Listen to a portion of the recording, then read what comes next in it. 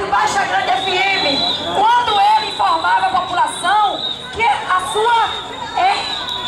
sua presença em Brasília, ele dizia estar com o senhor Afonso Florense para reivindicar um percentual maior para o FPM, para que ele possa ajudar a população de Baixa Grande. Então o prefeito Pedro está lá reivindicando, e nós estamos aqui também reivindicando que ele respeite a lei federal do Fundeb, a LDB, que dá direito a todos os trabalhadores em educação, merendeiras, motoristas, auxiliares de serviços gerais, auxiliares de limpeza, assistentes administrativos, enfim, esse pessoal está há no mínimo 6 anos sem reajuste. E todos esses funcionários também merecem se capacitar pelo curso de pró-funcionário ofertado pelo MEC, para que eles cresçam na carreira e venham a ser valorizados também na questão salarial.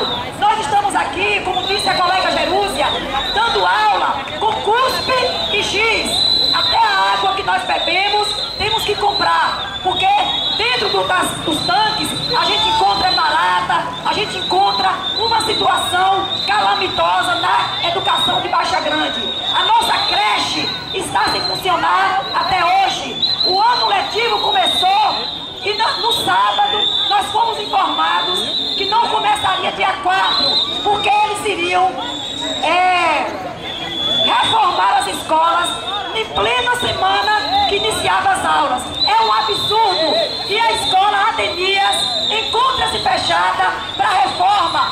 Há 15 dias foi a escola Fris Vieira Lima, e assim estão fechando as escolas em pleno ano letivo para reformar. Passaram